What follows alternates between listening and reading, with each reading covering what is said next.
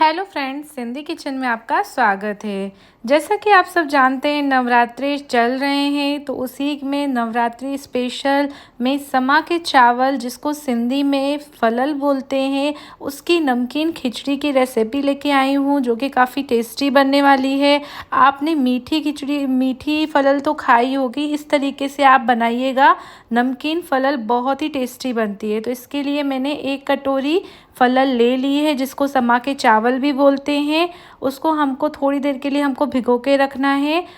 भिगो के रखने के बाद वो अच्छी फूल जाती है। उसके बाद 2-3 पानी से उसको हम वॉश कर लेंगे।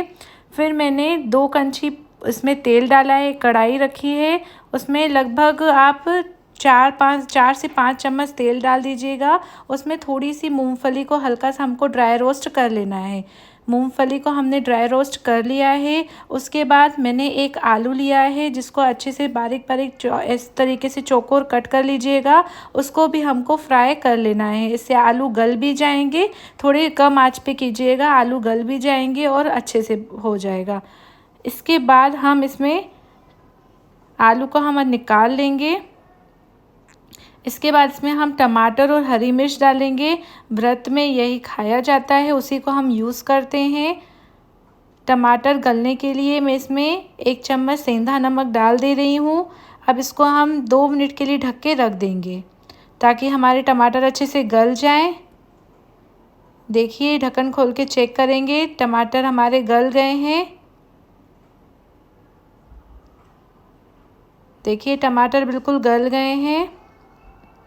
इस तरीके से आप इसको पीस लीजिएगा, ताकि बिल्कुल मैश हो जाए टमाटर। उसके बाद इसमें हम अब जो फलल हमने भिगाने के लिए रख दी थी, उसको वॉश करके इसमें हम डाल देंगे। उसको अच्छे से धो लीजिएगा, फिर इसको इसमें ऐड कर लेंगे। इसको समा के चावल हिंदी में बोलते हैं। अब इसको हम 2 मिनट तक ऐसे ही भूनेंगे। इसी तरीके से आप घुमाते रहिएगा। जब तक बिल्कुल सूख नहीं जाती, तब तक हम इसको ऐसे ही घुमाते रहेंगे।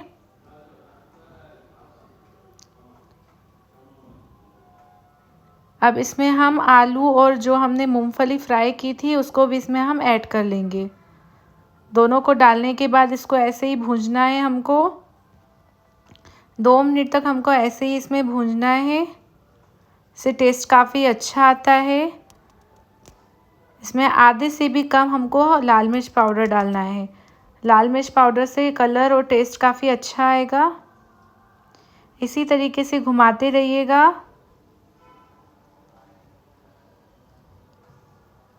देखिए, 2 मिनट हो गए हैं। इसको इसी तरीके से हमको घुमाना है। जितना आप इसको भूनेंगे, उतना टेस्ट काफ़ी अच्छा आएगा खिचड़ी का।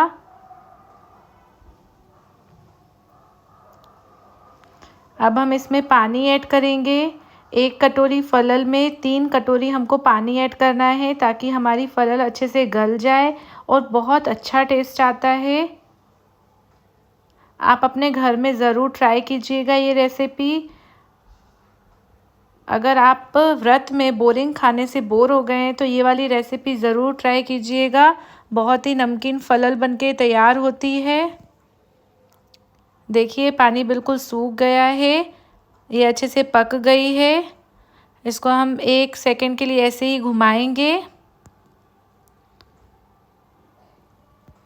फलल बनके बिल्कुल तैयार है।